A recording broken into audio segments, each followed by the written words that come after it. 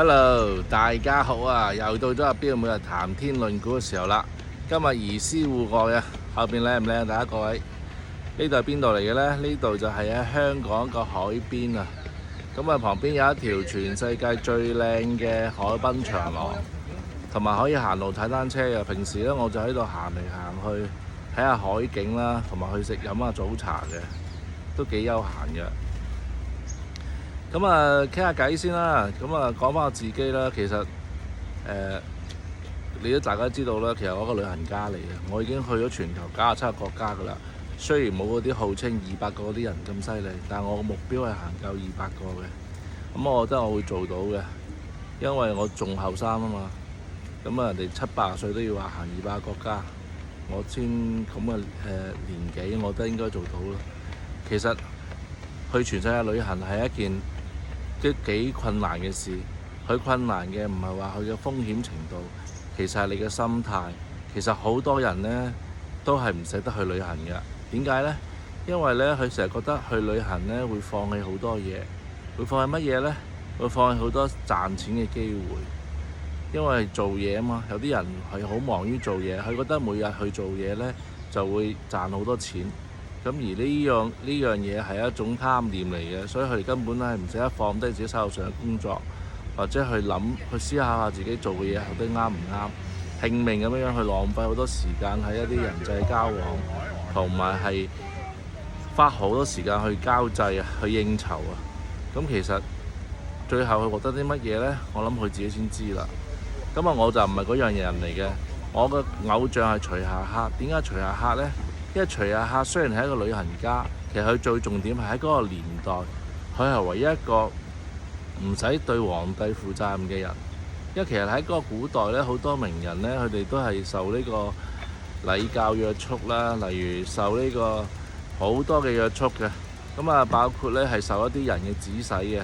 而徐霞客係咩人嚟嘅呢？佢係一個瀟灑嘅旅行家。佢嘅旅行純粹係為咗自己，為咗去自己去行晒呢個，想領略呢個世界嘅風采，記錄呢樣每一個美好嘅地方。佢係冇同任何人交代過，例如同當時嘅皇帝都冇同佢交代嘅，所以佢係純粹係自己玩咁解嘅啫。咁我覺得呢個係一種係好難得嘅，係喺古代。咁啊，當然我冇咁高境界啦。咁啊，希望做到即係令到自己覺得舒服開心就足夠噶啦。咁啊嗱，首先播一條我啱啱睇嘅抖音視頻啦，採訪一個香港嘅靚女嘅，幾得意啊！佢嘅夢想係乜嘢呢？就是可以，比如說在這個國家住幾個月，然後在這裡住幾個月，就沉浸式的去感受當地的文化特色，然後與此同時呢，還是能夠有自己的事業在做，然後有收入的來源。好啦，睇咗啦，係咪？佢夢想就係話，佢想喺全世界每個地方住一段時間，領略當地嘅風采，順便賺下錢嘅。咁啊，呢個就好多人嘅夢想嚟噶啦。咁呢個夢想其實我係做到嘅。點解呢？點解我會搞呢個節目叫每日一牛股呢？其實我係想傳播一樣理財嘅技術啦，或者資訊俾大家。其實對於唔好話好有錢嘅人或者係好窮嘅人嚟講，其實佢哋好多時候對理財呢樣嘢呢都唔係話咁知曉嘅。其實好多時候佢哋覺得就係靠佢哋嘅一雙手去賺錢。其實一個人嘅財富嘅積累呢，除咗係打工自己做專業人士之外，更加重要嘅係喺人嘅下半即係晚期啦，係真正係靠嘅係投資。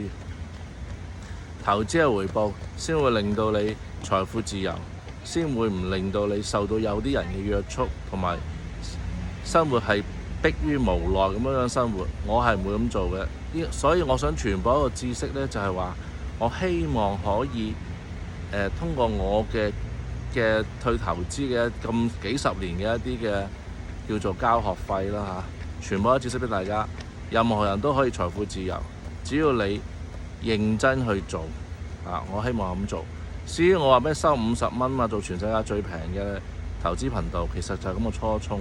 因為其實好多投資頻道都收好貴嘅，你知道講股票係可以收好貴嘅。因為講中一隻呢，佢就話俾你聽點樣扭轉人生啊嗰啲咁嘅嘢。咁啊扭轉人生你先俾50蚊，有冇搞錯啊？咁我係可以嘅，只不過你扭唔扭轉人生就係靠你自己點樣做啦。咁啊，所以我今日想講一樣嘢分享俾大家，點樣財富自由？你要 set 定一個目標，點令到你自己財富自由？就要從不斷咁掌握一啲財富嘅知識，同埋勇於去投資，唔好去逃避一啲嘅你覺得係嘅損失嘅一啲錯誤嘅認知，呢個係好重要啊！好啦，今日到咗每日牛股嘅欄目啦，咁啊簡單啲講啦，主要係講一隻叫 CIEN 嘅股票嘅 CIEN 嘅股票呢係做光通訊嘅，我發俾大家睇下，呢間公司真係牛股嚟嘅。我諗呢，我講嘅股票呢，其實係好冷門嘅。因為其實好多股票頻道咧，就會講咩 Nvidia 啊、Tesla 啊、Meta 啊嗰啲咁嘅股票，講嚟講去或者講啲老千股、嗰啲垃圾股，我係唔中意講呢啲嘅，因為我覺得呢根本賺唔到錢嘅，佢一日嘅暴升暴跌，其實純粹係好偶然嘅情況發生嘅啫。我希望講股票係我一直睇好，同埋佢喺一個趨勢下邊令到佢長牛嘅原因係其實好多人冇發現到嘅，因為點解呢？好多媒體去推嗰啲嘢呢，其實都係有一個古仔啊。其實好多信息，如果你見到好多信息叫佢做一樣嘢，其實佢係反作用力嚟嘅，就等於呢啲魚仔咁，佢同你講嗰邊有嘢食啊，嗰邊有嘢食啊，拱你過去，其實嗰邊係一個鱷魚嘅口嚟嘅，你唔知道咁解嘅啫。咁啊，你如果聽佢哋講走過去呢，你就可以成為呢個鱷魚或者係鯊魚嘅其中一個食物咁解。呢個係我長期嘅一種嘅觀念啦嚇。所以我對於大眾資訊嚟講，我係有過濾嘅。我希望我自己講嘅嘢係受過我自己嘅一個研究，先同大家分享。咁啊，呢間公司講光通訊啦。其實美國仲有間公司叫康寧嘅，做玻璃嘅，係牛股嚟嘅。我暫時唔推，先推隻 CIEN 先，呢個比較冷門啲。我做光通訊。咁啊，最主要就係因為都係嗰樣嘢啦。而家個 AI 年代個設備需求好大，咁涉及到設備嘅連接啊、通訊啊。呢方面嘅需求都好大，特別對於呢啲咁嘅幾百億公司，其實佢個需求生意其實多到做都做唔晒嘅。咁啊，包括呢啲康寧嘅話，佢係做光通訊，雖然佢係主力係做玻璃，其實佢主力係做光通訊，所以今年其實康寧呢啲股票都係牛股。不過今日唔吹康寧，只不過康寧大家比較認知多啲咁解。咁呢間 CIEN 就係做光通訊嘅啦。咁啊，具體資料大家可以上網 Google search 一下，或者 AI 一下。咁啊，呢個就係今日嘅每日牛股嘅資訊啦，分享到大家。希望大家從今日開始深刻諗下，我點樣做一個財富自由嘅人？我點樣做？任何人都做到嘅，冇門檻嘅。唔好覺得自己冇資源。其實有資源越多嘅人，未必做得好。佢更加多包袱，我哋係冇包袱嘅。只要我哋跟對人，或者係點解咁講啦，自己有樹立自己獨立嘅思考能力嘅話呢，好多嘢係做得到嘅。好啦，聽日同大家分享，多謝晒，拜拜。